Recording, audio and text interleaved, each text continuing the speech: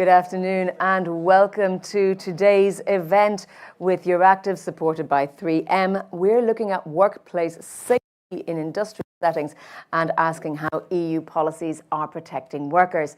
My name is Jennifer Baker and I will be your moderator for the next hour or so, putting your questions to our excellent speakers. Now, we know that the EU has got an effort to re-industrialise, to strengthen manufacturing sector, to boost economic growth and overall improve the competitiveness of Europe. And to better protect workers within that, there are several initiatives. The European Commission has introduced the European Pillar of Social Rights, the EU Strategic Framework on Health and Safety at Work, and we also have the Occupational Health and Safety Framework Directive. So we're going to talk about those things. We're going to look in a little bit of detail about what's happening on the ground and what we can do to support workers as they help bring profitability and competitiveness to our European economy. We're going to start, however, to set out the scene with a keynote address. We're very pleased to have joining us from the Directorate General for Employment, Social Affairs and Inclusion at the European Commission. Please welcome Mario Nava. Thank you, everybody, and good afternoon from the shadow of the Berlaymont, actually. So I hope this will give us an inspiration.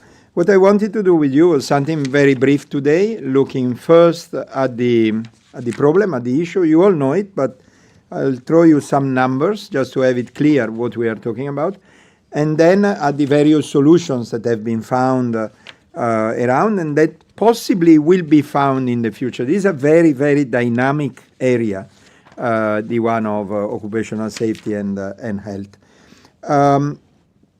First of all, we start with the good news. The good news is that the actions that we have made in the past have brought progress. The fatal accident at work in the EU have decreased by 70%, which is great. But in spite of this decrease by 70%, we still have about 176,000 workers a year which die due to work-related factors. We all know that the statistics of work-related factors may be subject to discussion, but that is the ballpark, 175,000 workers per year, which is really a lot. Many linked to occupational cancer, other linked to cardiovascular diseases, some other type of work diseases, fatal work accidents. Some professions, of course, are more prone than others to fatal work accidents. And in addition to that, we have about a slightly bigger number, so a bit more north of 200,000 cases of very serious non-fatal accident.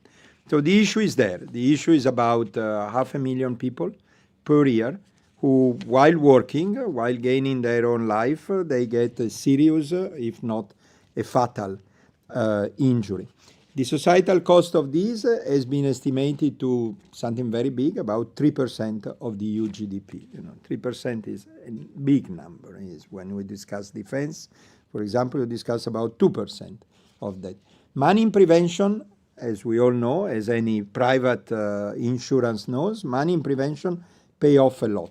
The return is estimated to about 100%. That means you invest €1, you get back 2 in less cost of injuries and all of that. What has been done?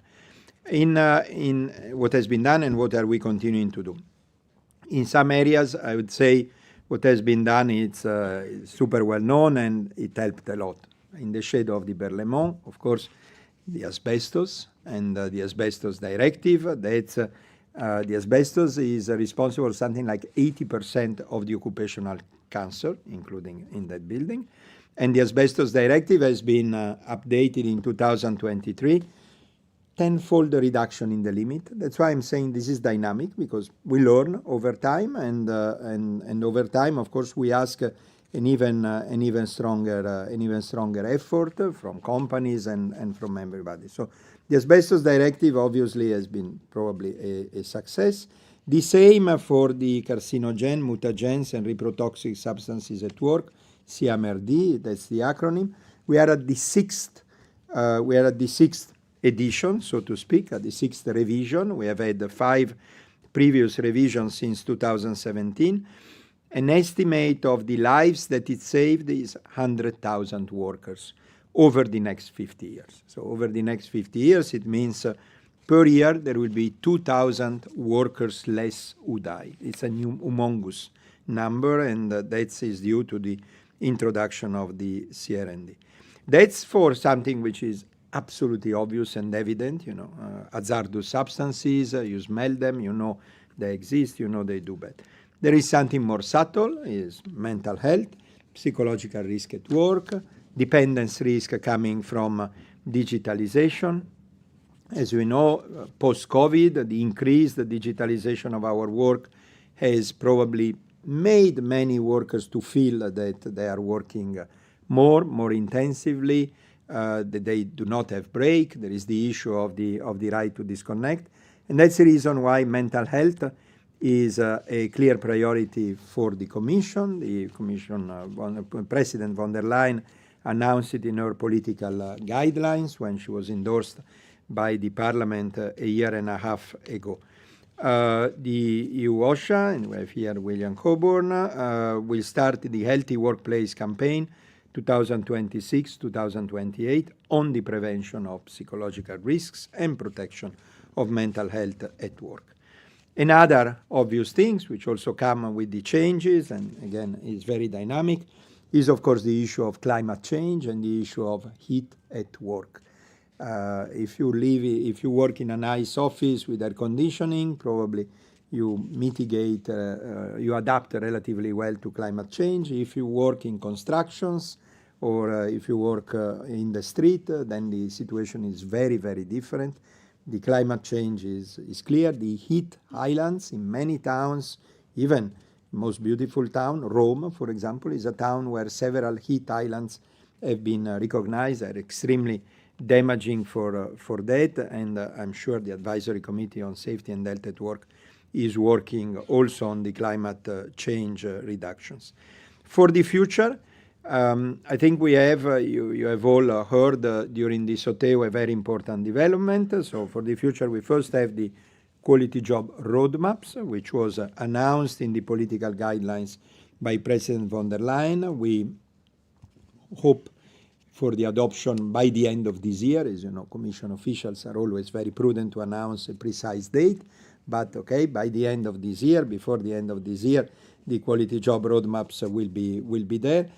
There is something which pleases me a lot, is that this has not been fabricated in our dark offices, but this is the result of a very extensive consultation process with social partners, and of course both at the EU and at the national level. The quality job roadmap is a concept which is much larger than what we are discussing here today. Of course, it looks at fair wages, good working condition, training, job transition, and all of that, but definitely it includes what we are discussing today as the very minimum. And then I would say the novelty is coming from the SOTEU, the last State of the European Union speech by Ursula von der Leyen. The President announced the Quality Job Act to, and I quote, to ensure that modern employment keeps pace with the modern economy. And that's the point of the Quality Job Act, to make sure that the modern employment, the rules of engagement, so to speak, keep pace with the way the supply side, the modern economy is doing it. We are at a very early stage of preparation. This will probably be for next year, but it's evident that OSHA will be an area that will be examined as part of this work, of course, together with the social partners. With this, I'm really looking forward to the discussion, and thank you very much.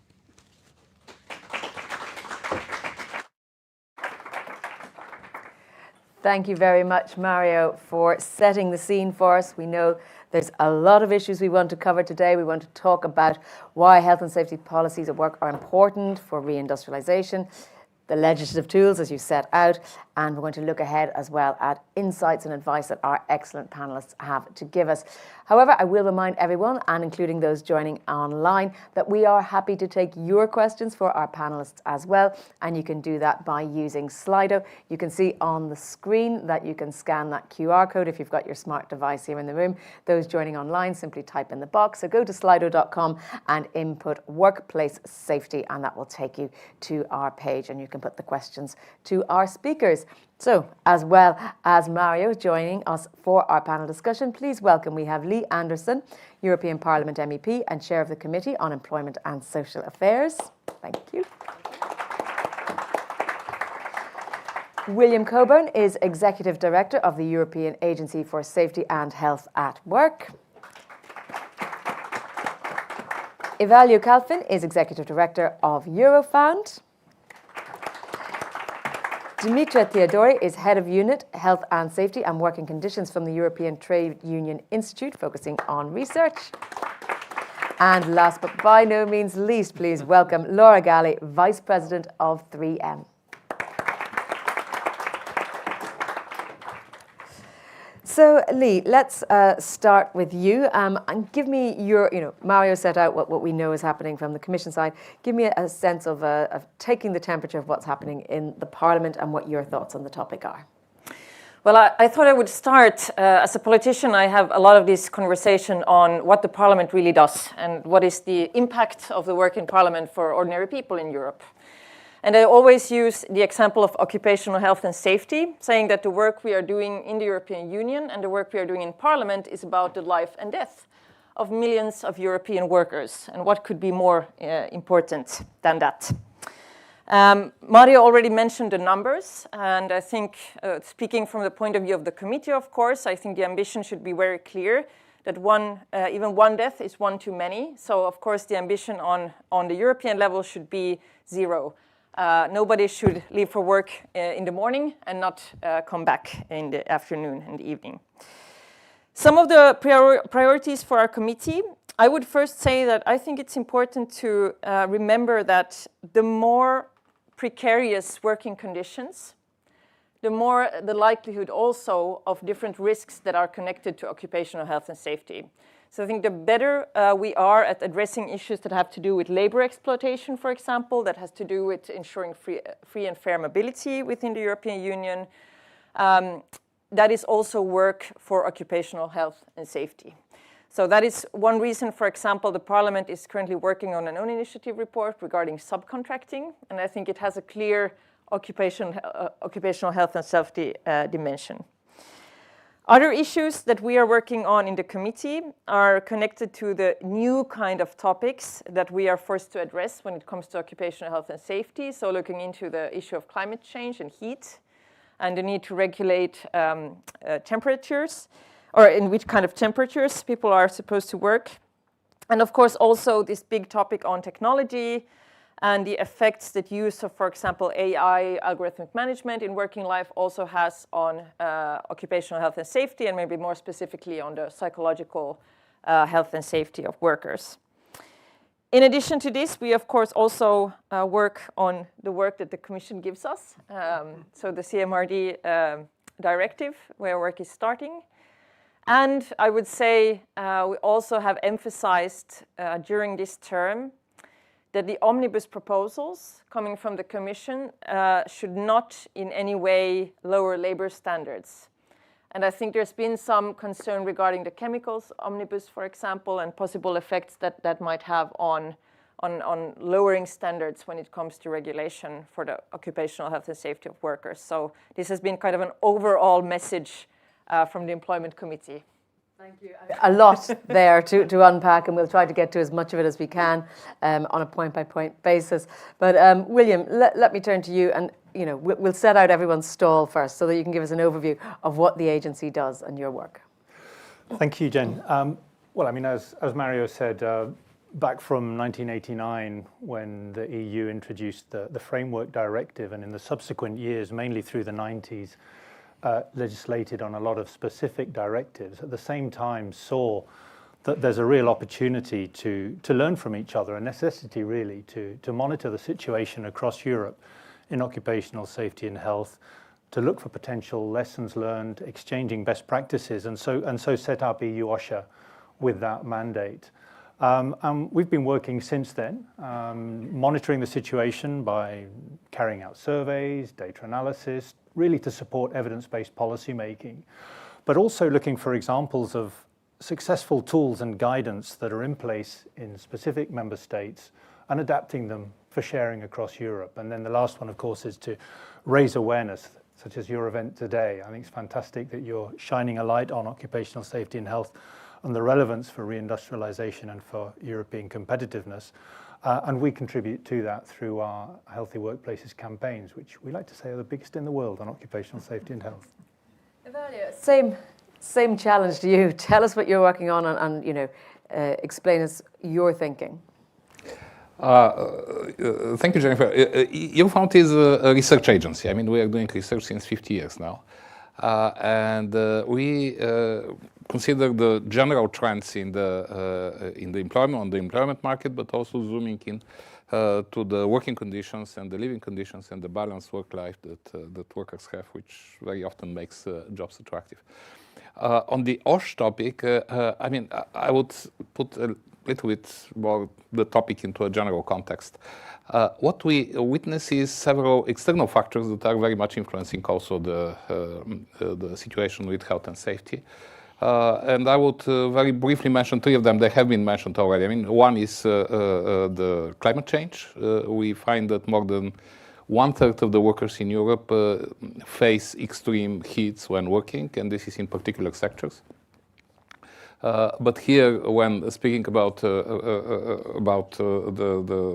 the safety, we have to include the psychosocial risks and what William mentioned, and what EU-OSHA is specializing also in the forthcoming campaign in the healthcare, the mental health issues. The second factor is the demography in Europe. In Europe, we have in the last 25 years 30 million jobs more, and 10 million workers less in workers compared to 2020. So what happens? How this 40 million gap is closed? We have much more women working.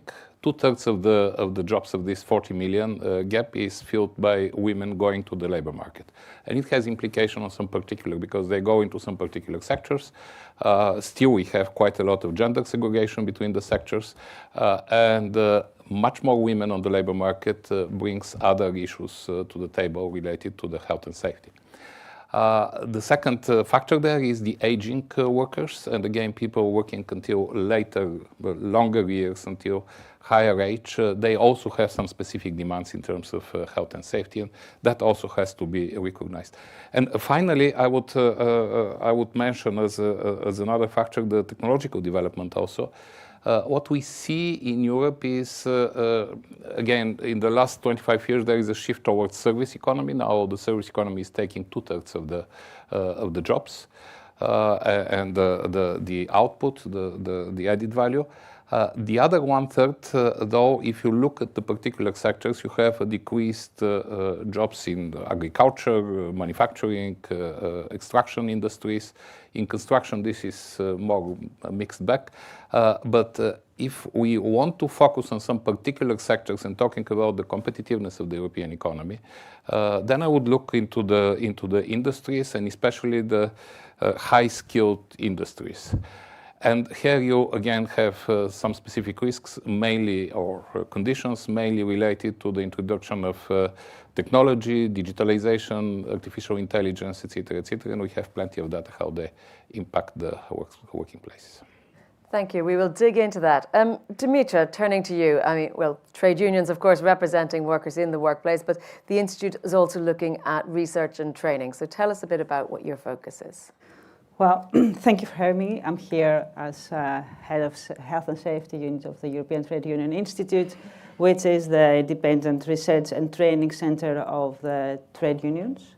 We are providing evidence and support the trade unions, the European Trade Union Confederation, in their efforts to improve the working conditions and particularly the conditions related to health and safety. And so we are working at this time on all pressing issues, like the psychosocial risk at work.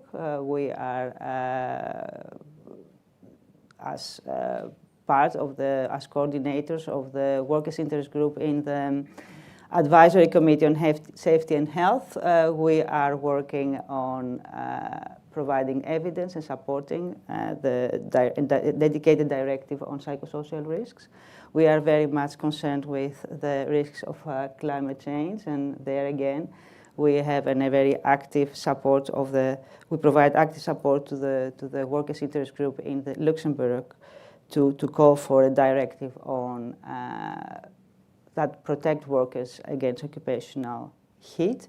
But let me take it a little bit a step back, because I also want to sketch the broader context and concerns that within which we develop our knowledge and provide advice to the Confederation. And what I wanted to say is that it is very right for Europe to focus on reindustrialization, especially when it comes to focusing on strengthening the position and the competitiveness of clean industry, clean tech, given also the geopolitical pressures that we feel. The targets laid out for achieving that are very right, but what we also see is that there is a lack of investment. And in this context, there is the risk that Europe focuses or turns its focus to deregulation and simplification. And this trend may result in lowering working conditions, including occupational safety and health. And there is also a second risk, which is the risk that firms that want to restructure, they only do that by focusing on reducing costs, and that's also a risk for lowering occupational safety and health standards. So in this context, we develop knowledge and evidence in order to support strong occupational safety and health. And we do think that we have now a unique opportunity. Now we are going back to the drafting board to use the knowledge we have to shape an economy where the workers are safe, they are empowered, and also truly valued. Well, thank you. I don't think anyone here will disagree with that desire. But we've heard from the perspective of policymakers and those doing research and training and insight. We're going to hear, Laura, from you, the business side. What are we discussing when we're discussing this through the framework of 3M? Yeah, first of all, let me say a few things about 3M. You may all know 3M in the consumer part. You all know the Post-it notes, for instance. But we are a technological company, innovative company, working in many sectors, and aerospace, automotive, And we also have safety, defense, safety as well. And in the safety, we are manufacturing personal protective equipment as a solution for our workers. If we think about EMEA, we have a strong presence in EMEA. We have 25 plants, and we have 13,000 employees. And so we are also part of the community. So we are also walking the talk when we do protection to workers.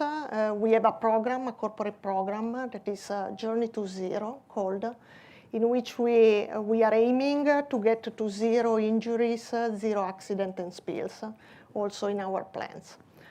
As a personal safety division, we are taking care of health and safety of the workers, and we are seeking the cooperation with the institution, with the also worker representative to make this happen and to make workplace safer. Thank you very much. So let's talk about, before we get into specific areas of digital or of other climate change issues, about the reindustrialization push. Now, you mentioned in our opening remarks that there is demographic change and there are other shifts in the workplace, but this push for reindustrializations, how is this impacting workers' health and safety? Lee, let me come to you about that and say, we want to get this net zero, or journey to zero workplace deaths. We sometimes say we must accept risk in day-to-day life. We go out on the roads, we travel, there are going to be road accidents. Do we have to accept that in a workplace environment if we're going to push for competitiveness? Well, I think in no way should the competitiveness agenda be interpreted in a way where we would say that, yes, we will accept a certain number of accidents at work or so on. So it is in no way, is it in conflict with an ambitious plan for occupational health and safety. And I think this maybe comes back kind of to the political discussions we've had also during this mandate.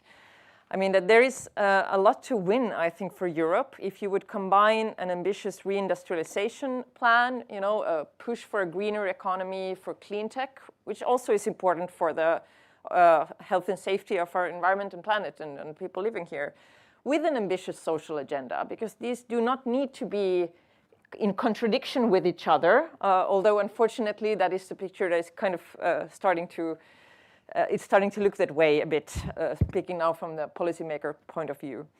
So investing in, for example, workers' skills development, investing in having workplaces that actively map risks, because that's an integral part, of course, of the work that is being done for occupational health and safety. And also, of course, to encourage workplaces that then address issues that have to do with risks as effectively as possible. I mean, I think that these all go hand in hand, and it's also good for the competitiveness of the companies. Same goes for digitalization and technology. I mean, I think it's pretty clear that if we will see a bigger reindustrialization of Europe, industry will not look the same as it did.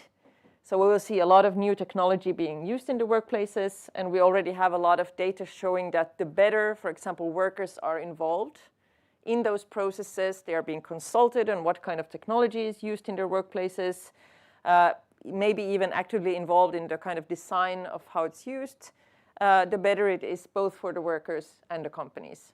So there is no need for these things to be contradictory to each other. But that's, of course, also dependent on how strongly then policymakers will actually push for combining social and competitiveness. Well, obviously, I'm trying to be provocative to push you. But also, I do want to introduce this element of appetite or tolerance of risk. Mario, what sort of efforts do we see in the push to shape these new industrial workplaces? And is anyone being left more or less exposed to risk? Do we see, is it going to be an equal playing field where everyone can expect the same level of security in their job place? Well, I think I like to rebound on what Lee said, because there is a truth that we need to keep in mind. One of the biggest success of Europe in the last 20 years is the labor market.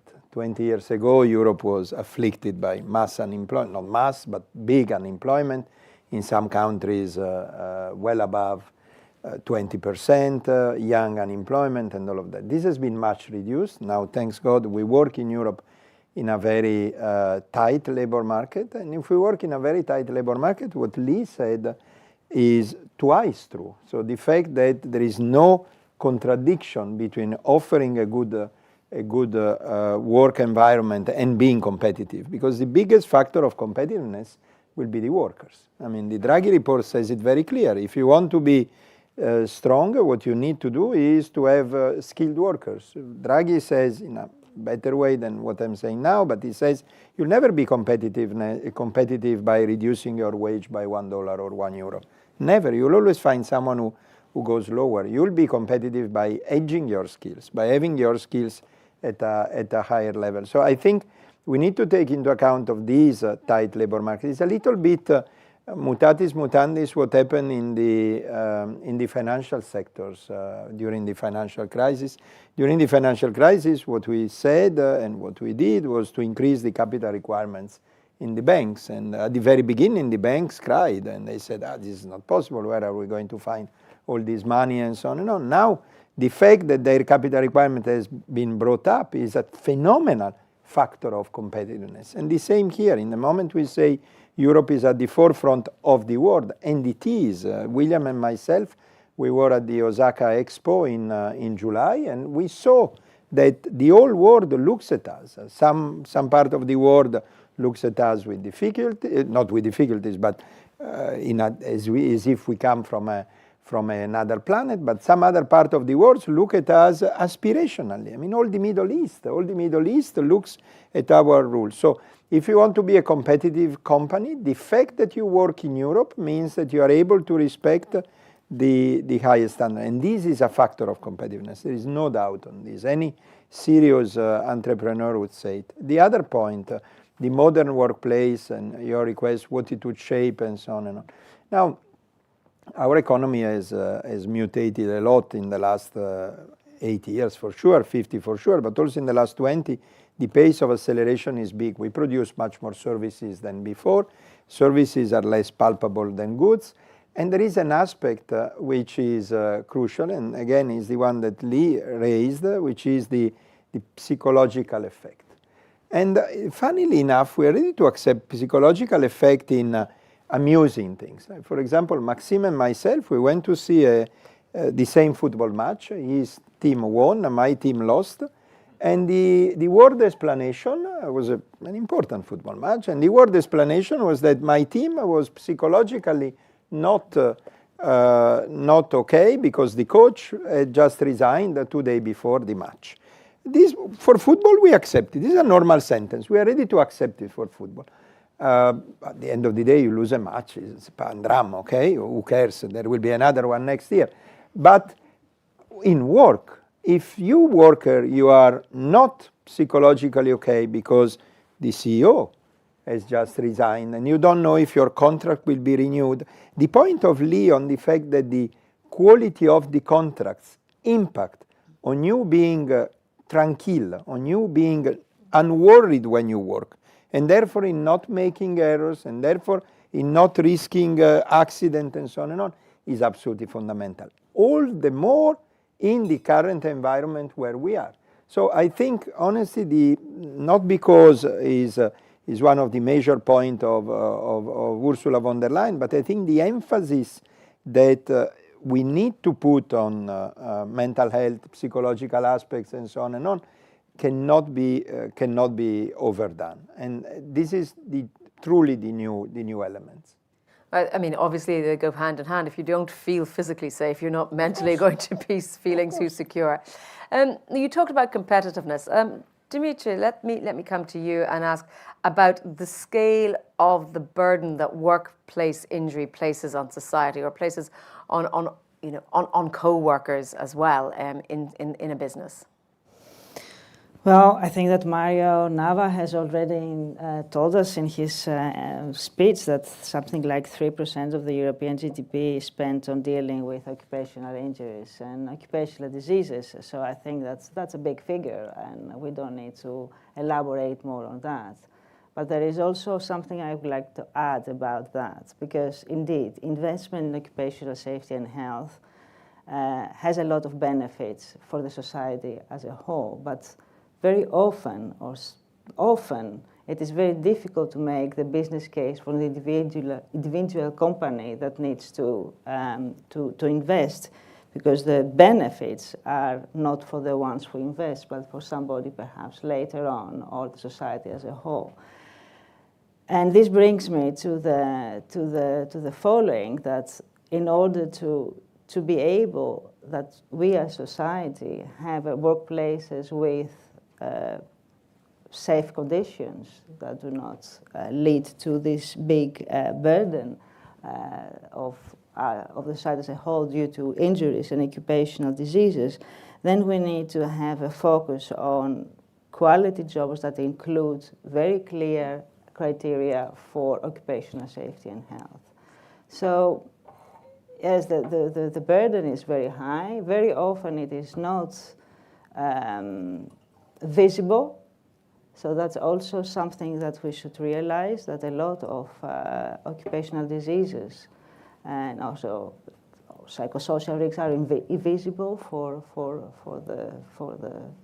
even for the ones who suffer, or they are not really can make the link to the work.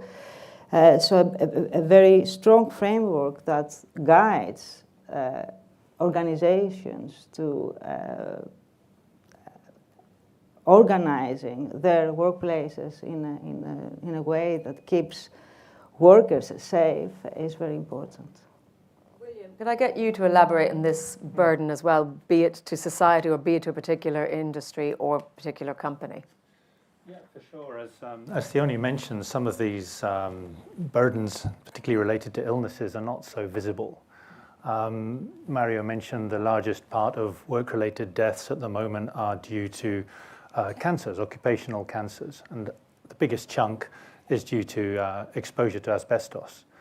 And that's not visible because you've got a 40-year latency. So the exposures that we potentially have in our workplaces today may be having fatal consequences, but only many years hence. So when it comes to the business case, it's not so immediately logical at a workplace level, and that's where we need a strong framework, and the Commission's been updating with Parliament as well the legislation around dangerous substances, and that's much needed. Where we've been looking in particular at EU-OSHA is how you can make this case at the smaller sized businesses, because they have fewer resources. They may be in a very difficult situation at the end of a supply chain, thinking more about, am I going to be here in 6 months, rather than, what should I do in health and safety? Our research shows many actually don't have health and safety on the radar at all. And that's where larger enterprises, responsible enterprises like 3M, influencing their supply chain, influencing their customers, their suppliers, and leveraging those supply chains to say, okay, we're going to deal with you, but if you can assure us that your workers are also enjoying good levels of health and safety at work. And just one small example, we were working on the risks related to green jobs, and we looked at wind energy. And their offshore wind energy has many similar risks to offshore oil and gas exploitation, but they're much smaller operators. They don't have the resources that they had, and they really welcomed any support that they could have to protect their workers in that sector. Well, let me turn then back to you, Laura. I mean, from a business's perspective, we obviously want to prevent these sorts of the preventable accidents and illnesses in the workplace because of these burdens. But what are the practical legislative tools that you think could help businesses make these decisions, or could implement to address the challenges that they're facing? Yeah. I believe that, let's say, we have in Europe a very good framework, and with all these, let's say, directives and legislation that we have already mentioned. And we also have a specific legislation on, for instance, asbestos that has already been mentioned. And I believe that it's very important how we execute into this country, how we transpose this into the country. And ideally, we should have an harmonized approach everywhere. We should also update all the knowledge that we have. We are speaking about effects that we will see in the future. So it's very important to take the know-how that we have now and to put into place right now. And so when we have studies that are showing risks, it's important to implement right now. We were discussing about the carcinogen directive, and we are at the 6th update. We should continue to do this. We are seeing examples. I can give you a couple of examples. The welding fumes, the silica dust, these kind of agents that may cause danger and risks to the workers. In some of the countries, we have already legislation to protect them, and we should take this as a best practice to leverage this in Europe. Evelio, the same question to you about what are the legislative tools or levers that we might be able to use to address the challenges. And you mentioned harmonisation. How harmonised are these? And also I'm thinking on whether they need to be on a piecemeal basis depending on a particular risk. So asbestos is the example we're keeping coming with. But there could be new risks that we don't yet know about that may require retrospective legislation.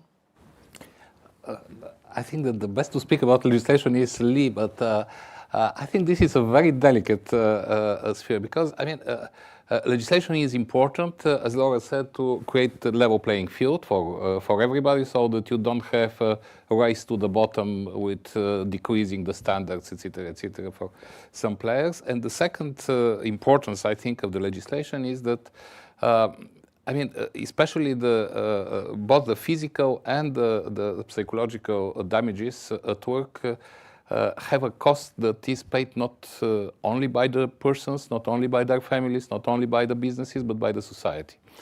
So it's in public interest also to have healthier, more motivated, more productive people. So that's where legislation comes from. I don't think that everything can be fixed with legislation. You cannot legislate everything.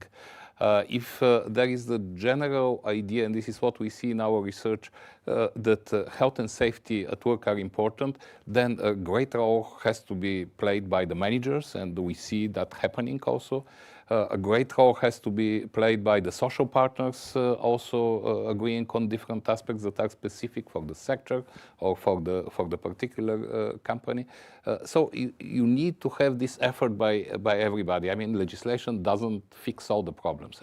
Legislation should be pending in the air if you don't have this public support for really implementing health and safety. And finally, if I can speculate a little bit with what an owner could think about a very sophisticated machine, and if this machine breaks, then this is a problem because the supply chain is going to change, then it's going to be very costly to replace it or to make it happen. The workforce in the company, being small or large, is much more sophisticated than the most sophisticated machine. So you need to pay attention if you want your business to run smoothly and really care about that. Thank you. I will just remind everyone that if you want to use your smartphone or those online, if you want to use the box, you can ask questions to our panelists. Just go to Slido and put in the question using the hashtag workplace safety or just using the QR code.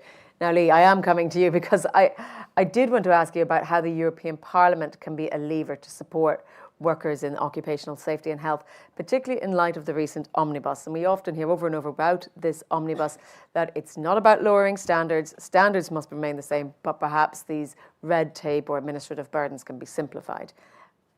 Are you seeing that play out in practice? I know there's a lot of talk in the Parliament from different sides of the political spectrum on what that means, but how could Parliament sort of play a role for workers? Talking about Parliament, this is of course also a political question.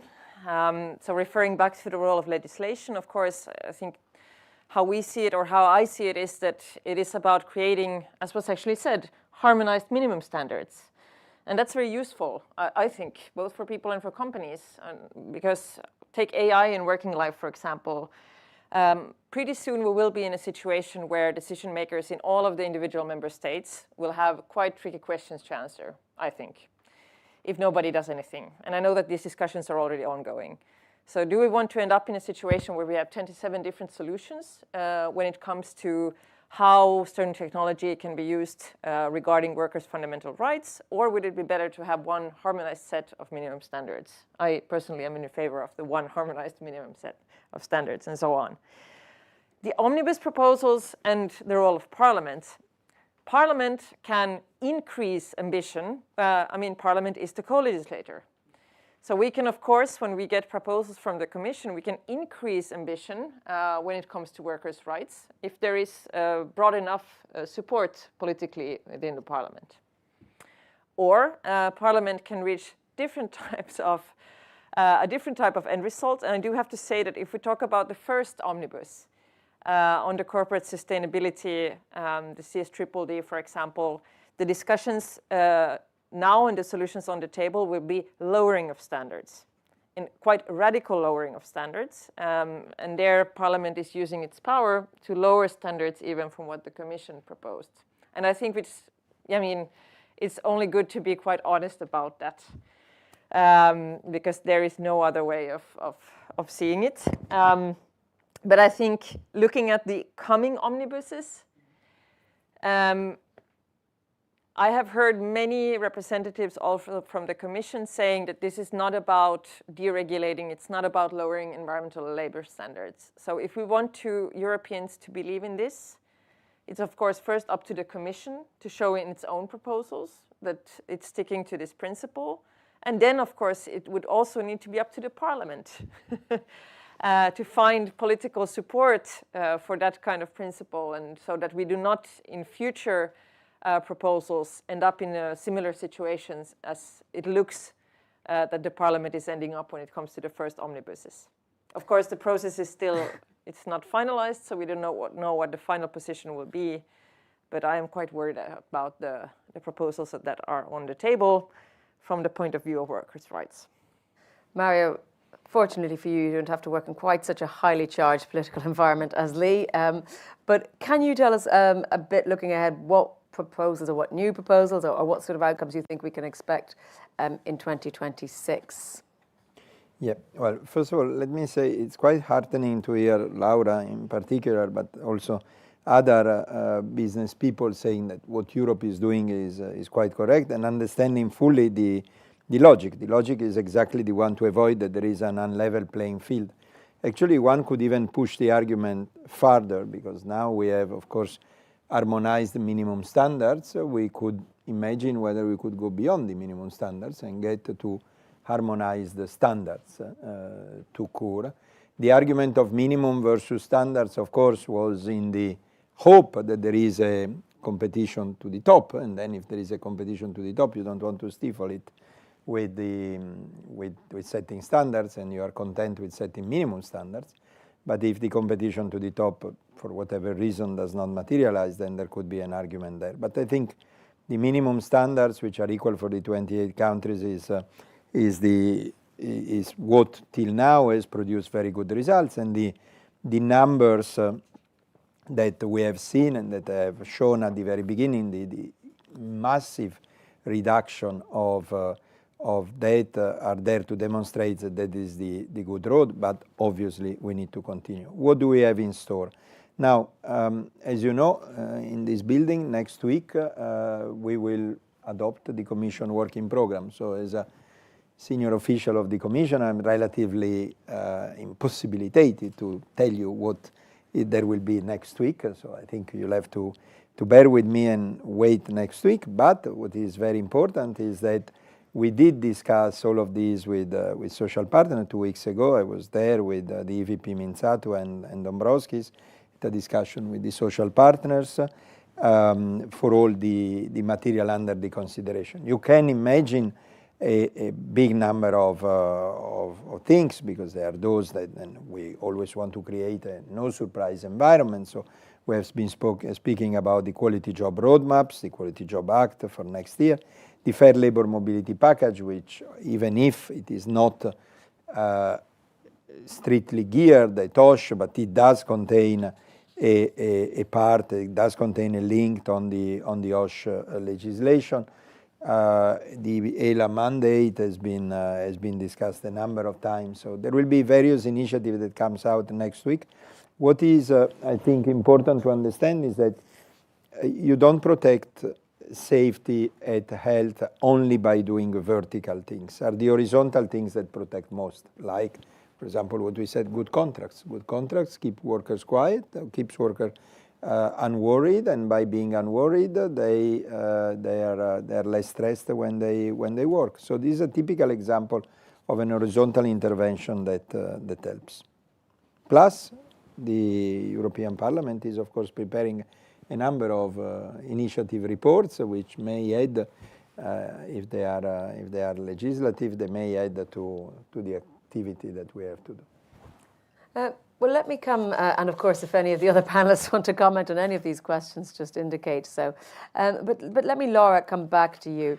And you mentioned that we need more harmonisation. But what sort of way might we achieve that? What are the efficient practices for worker protection that could be shared across member states? Yeah, so first of all, I believe that we were discussing about minimum requirement. I believe that we should aim for the best for the worker. So that's where we should put our bar. I believe that, let's say, I was mentioning before best practice that we have in some member states, and also in the workplace, we are seeing best practice related to quality of the solution. Let's say, if we think about the PPE that I'm most expert into, I'm thinking about practice of doing, for instance, simple things like respiratory fit testing, something like this that is simple, that is mandatory in some of the country and not in some other. I believe that we should study this best practice because we will see the effect on the workers and on the health and safety of the workers. And I believe that we have different means to do this. We have also EU-OSHA doing studies for this, and exchanging this can help to elevate the health and safety for the workers. Yes, William. Yeah, thanks. It's a very good point. And looking at the legislation, I mean, when one of our surveys, longest running surveys, we actually ask employers, what is it that drives them to take action to prevent workplace risks? And you might not be surprised that the number one reason is that there's legislation in place. And the second reason is that we don't want any problems with the labour inspection. So we need legislation and we need effective enforcement. But then the third one is to satisfy the expectations of the workers or their representatives. And so social dialogue is absolutely crucial at the workplace level as well. And conversely, we also ask, what are the main obstacles? And here the main obstacles are the complexity of the legislation, although I have to say that over the last 15 years that has been gently decreasing. But it's a learning opportunity across member states, actually, because there are quite big differences. And also the paperwork decreasing. Now, one of the main obstacles for businesses at the moment is actually finding qualified staff who can help them in prevention activities. So we need to think about training, the pipeline for getting experts in occupational safety and health to be able to support businesses, the quality of prevention services. This is another part of that triangle that really supports effective risk prevention, and they can bring examples like the fit testing of masks that we just heard about.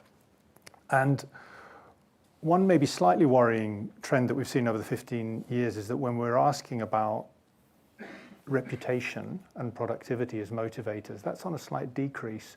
So we wouldn't want to see the fact of having high standards contributing to a company's reputation falling further. I think that's something that's really important, that it needs to be associated. Good health and safety is an integral part of having a good and effective business, and this should be your reputation and give you a competitive edge.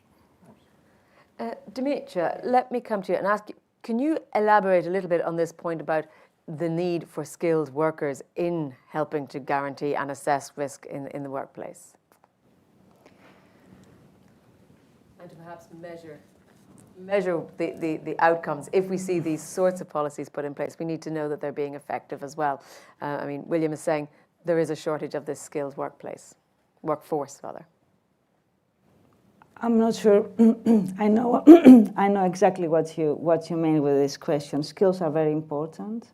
I mean, but the over concentration on skills will not bring us anywhere. I mean, it is very important to empower workers to really add value with the products they produce and the services they produce, but it is not the only solution to everything. It is very important. That's why we are calling for training, free training during working hours, which is a very important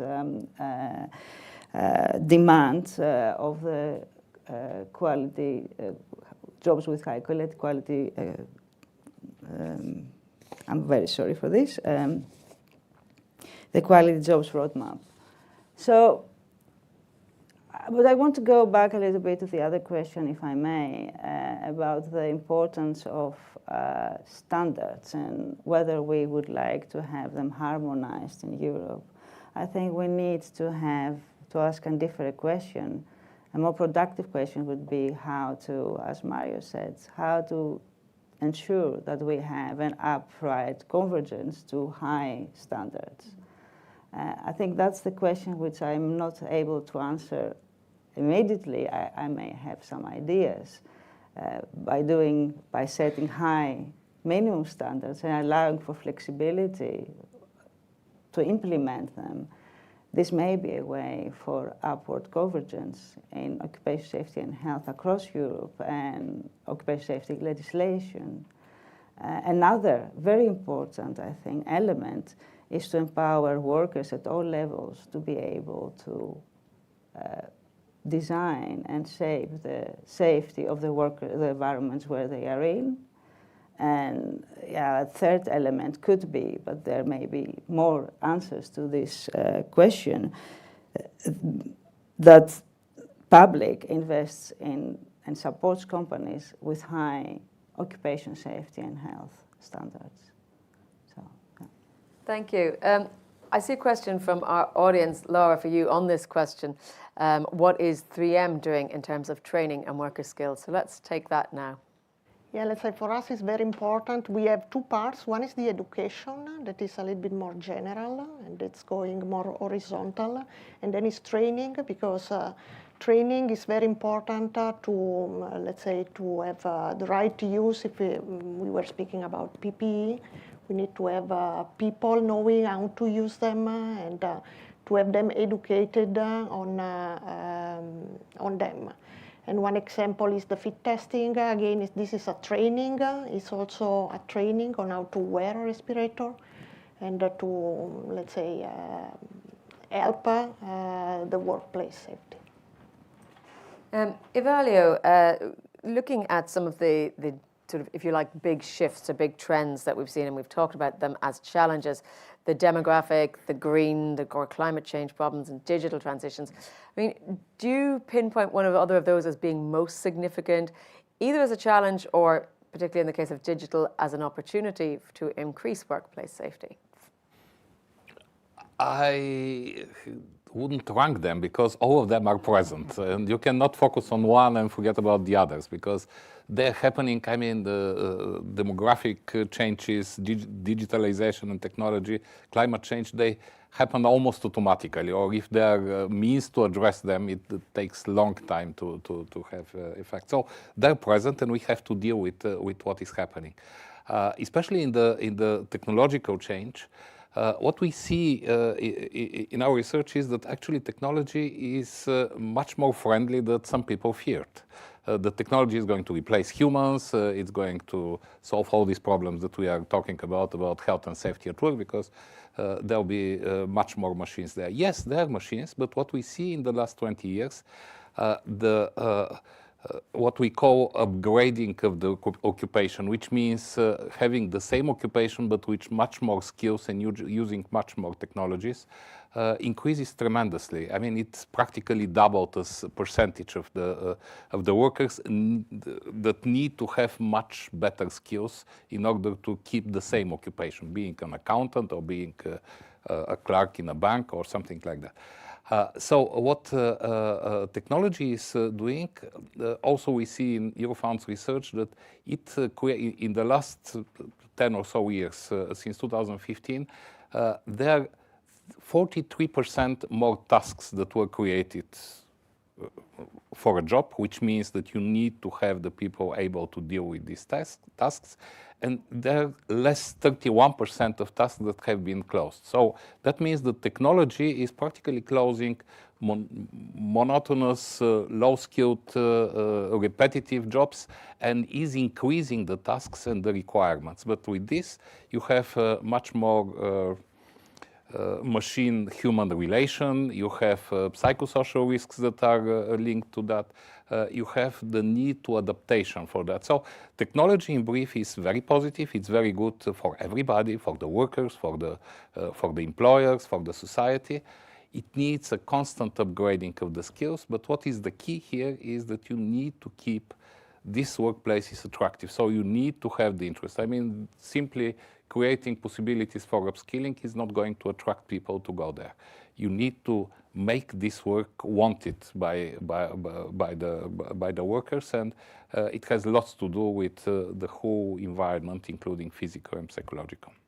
I mean, 15 years ago, we were all told that the robots would take all the so-called dirty, dangerous, and dreary jobs of the humans, but it's not necessarily planning like that. It's not going to happen. Lee, you want to add? No, I actually wanted to add also talking about these different shifts that my personal opinion is that the demographic one is maybe the one that has gotten the least attention, actually. The issue of what it means for our workplaces when workforce, for example, grows older. And I do know that in many countries and member states, you've already seen quite a big increase, actually, also of the older workers, their share of the workforce. So clearly, like, workplaces are also adapting all the time. But less, I think, attention has been given to what this means in terms of flexibility and also skills development. Than, for example, the digital technological transformation that we have discussed quite a lot, and also the green one. So coming myself from a country where we really already live this demographic change, I think it's a very important topic. I mean, sorry, I don't want to hijack the discussion, but something on what Lee commented.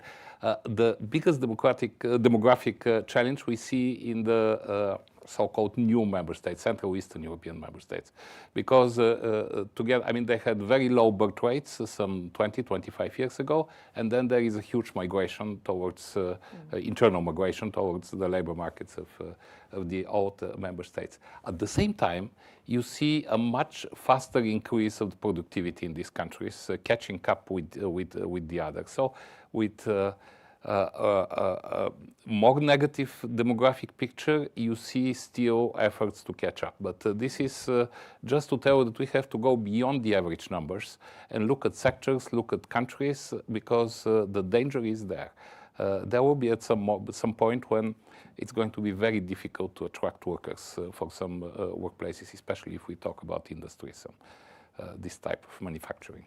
Now, I do want to touch on pandemic preparedness, because I know, especially for those studying data, you see this huge spike when we had the pandemic, and it possibly throws off some models. But I know also that 3M works on PPE. So, Laura, can I get a sense from you whether you think we're doing the right things in terms of pandemic preparedness at the EU level? There are some requirements to buy EU only because of the shock we all went through in terms of sourcing appropriate amounts of PPE for something like a pandemic or for something like respirators.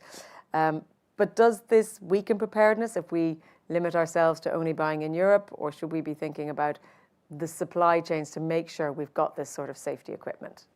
Yeah, I believe we have learned a lot from what happened with COVID-19, and let's say producing respirators for us, we have been at the center of a lot of discussion about this.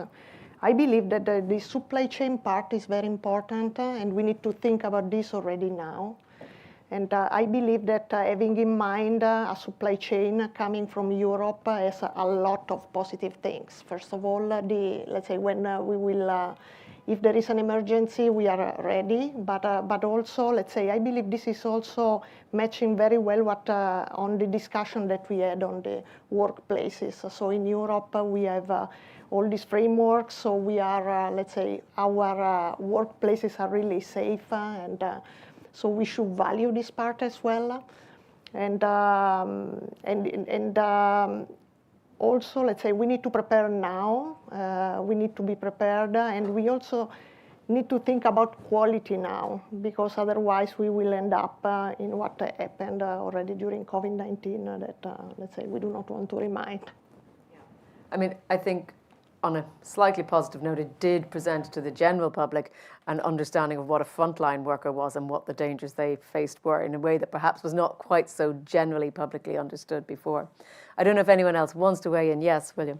Yeah, I mean, absolutely. I think we learned a lot. For me, the question is, will we remember? Will we remember in 5-10 years' time? Because we also learned a lot with SARS and MERS. And in fact, every member state had a flu-like pandemic preparedness plan. It was uploaded, it was available on the European Centre for Disease Control. And yet, when the pandemic came, there were no stockpiles. There were plans already knowing about frontline workers and that they were at risk, and yet, the measures weren't there. I think it was very useful, the pandemic, from a point of view of incorporating occupational safety and health into public health measures.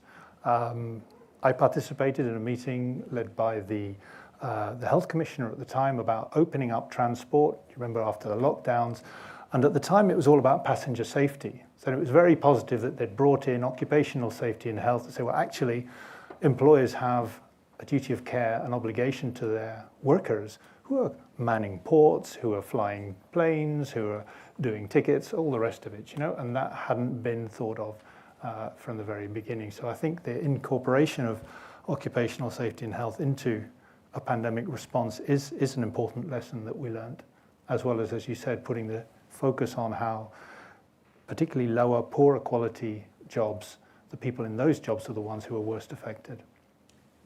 I'll go back to another audience question for Mario. It's quite a broad one. How can the upcoming quality of job roadmap address the challenges discussed today? Well, we've discussed an awful lot of challenges, but perhaps pick out one or two that you would like to answer. Well, one is the one I was hinting at the very beginning. The main pieces of the quality job roadmaps will have to do with fair wage and the good contracts. If you have that, as I said, you reduce the stress in the workers, and by reducing the stress in the workers, you reduce the risk of illness. But for example, what we were just discussing, the preparedness. If you ask to me as an economist, what is the best thing out of the COVID, to me as an economist, the best thing is that we finally understood that health is a public good. We thought that health was a private good, right? We thought that if you are insured, that's fine. You break a leg, you repair it. Little problem is when it is infectious, that you want the others to be insured, not only yourself. And so health is a public good. One thing that I'm sure will become obvious in the next few years, and this links very well to the quality job roadmap, is that in a market where is the supply side doing the market, because the labor market is tight, education is also a public good. Because in the moment in which companies, they will have to basically fight for talents.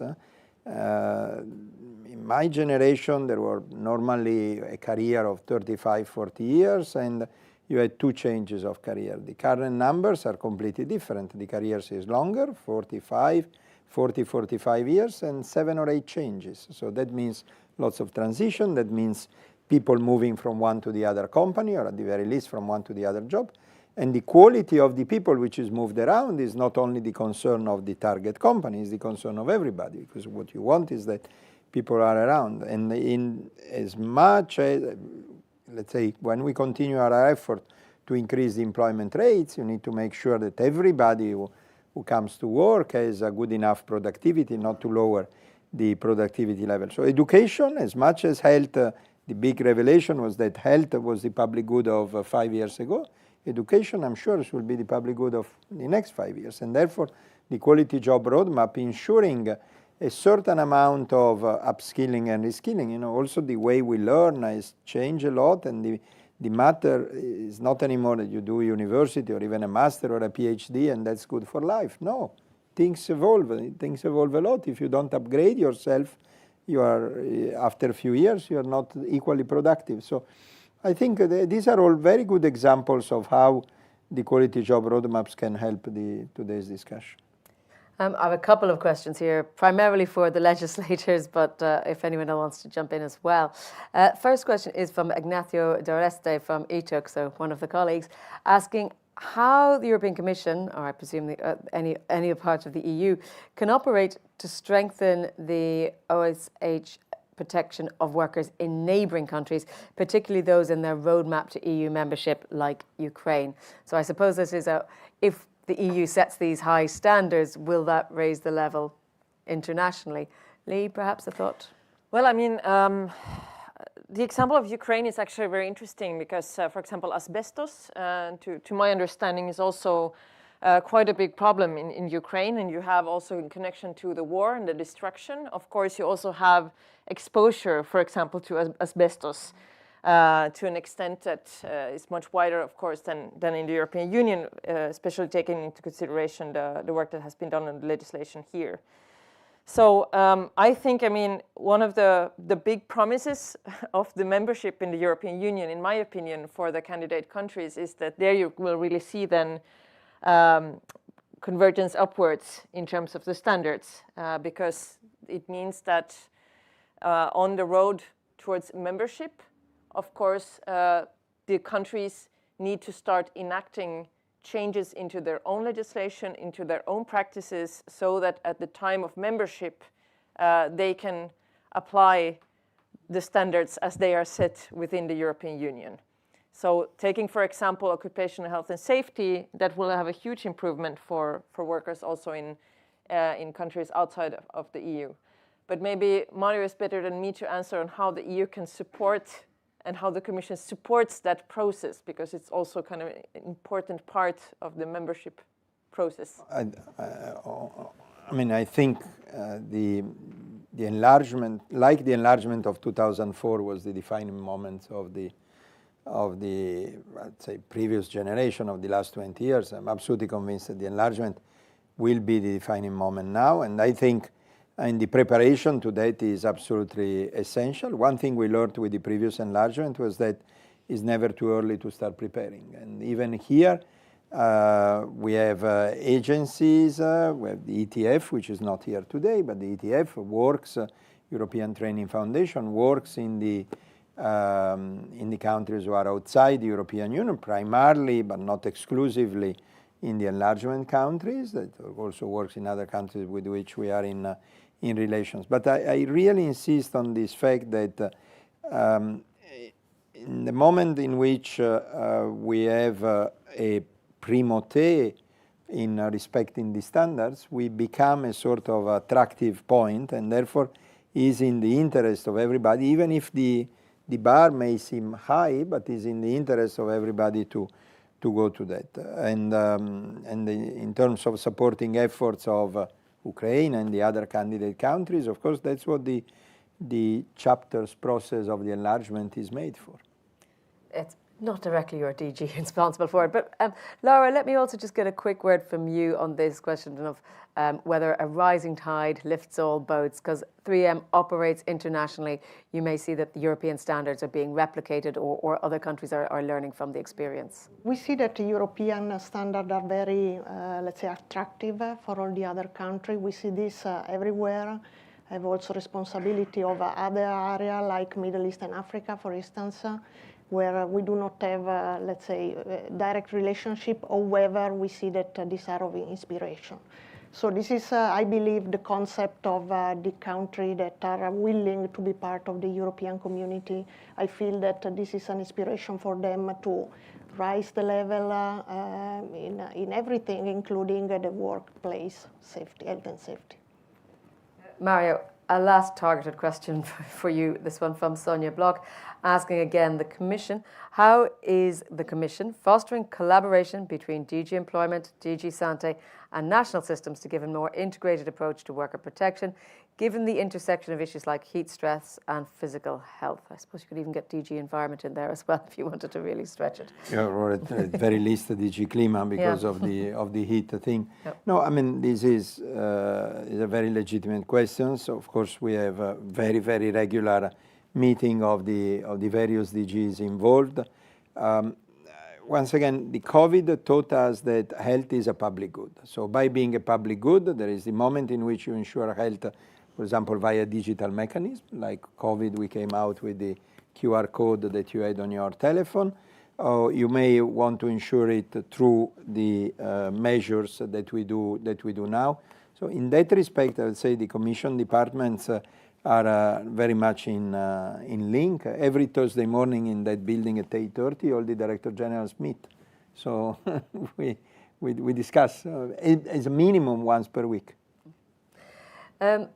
A general question to everyone on the panel, just asking, in your view or in your experience, what industries are struggling the most to meet health and safety standards? Is there any one particular area which is standing out to anyone? Anybody want to? I can make a quick... Yes, Laura. I can make a quick comment from my experience that I see is that if I need to pick up one that needs to increase is construction, in my view.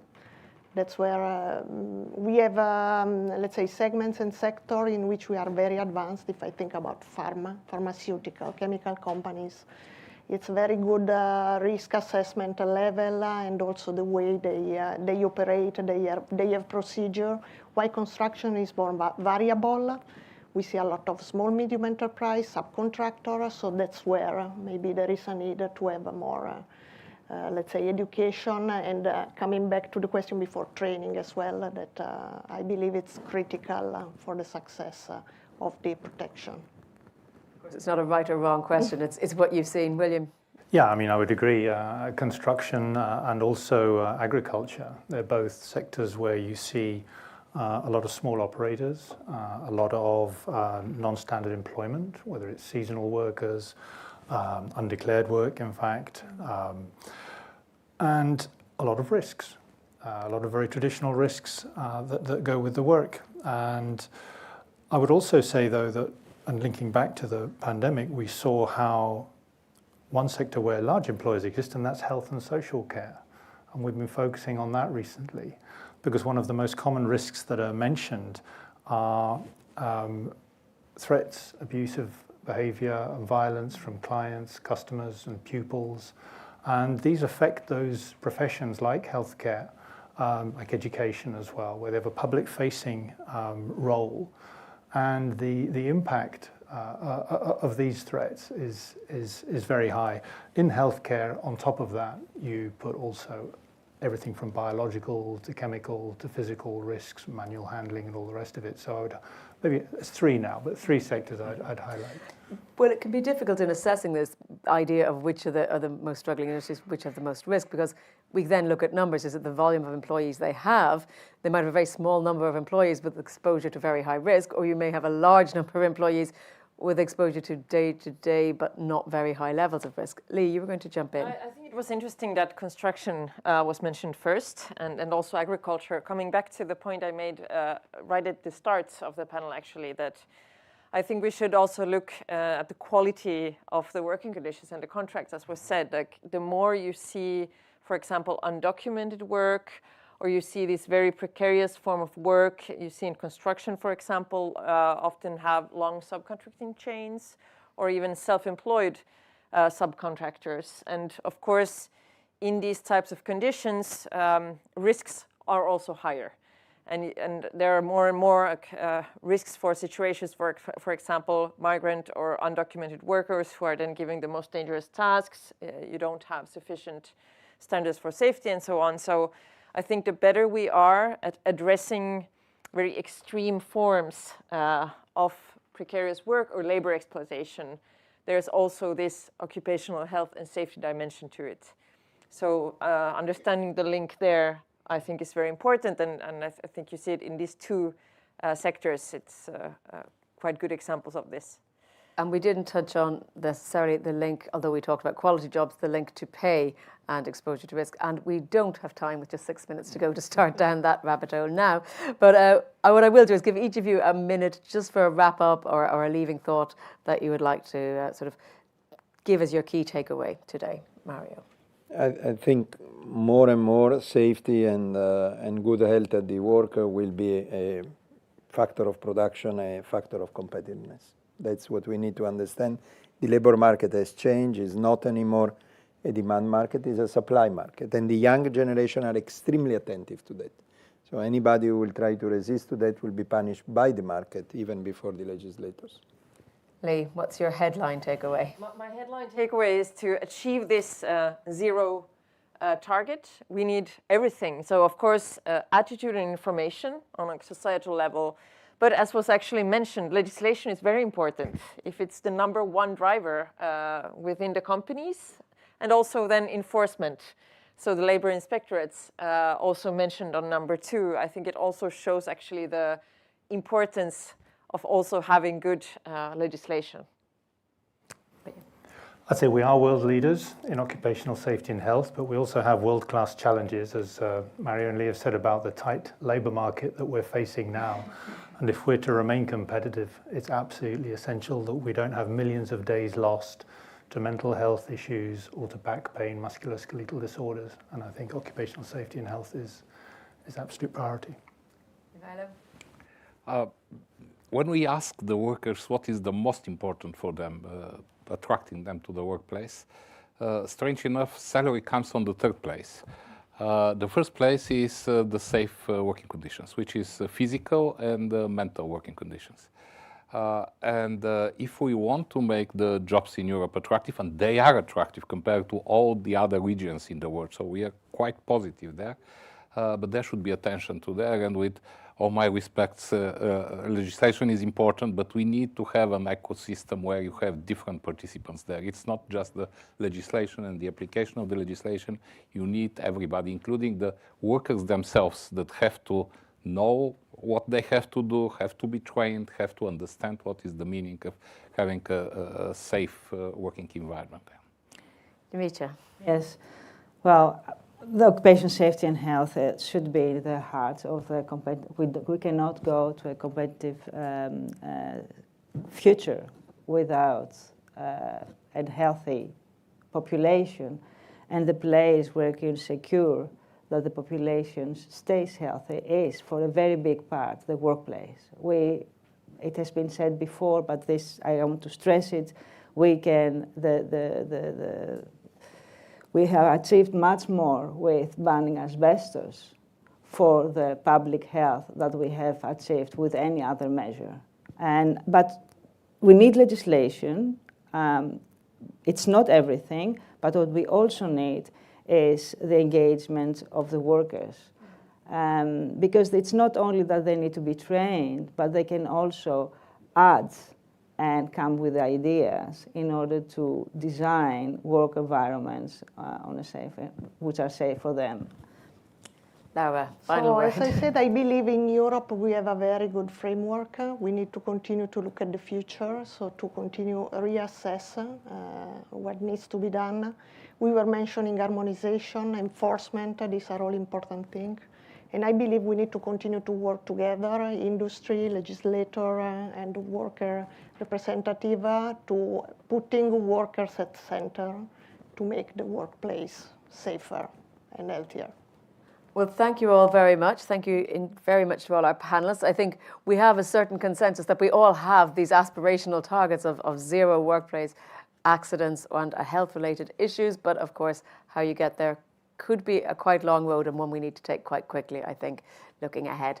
So thank you as well, all of you in the audience, for joining us here in person and those online with your many questions and insights that we've been seeing coming in through Slido. Thank you, of course, to 3M for organising.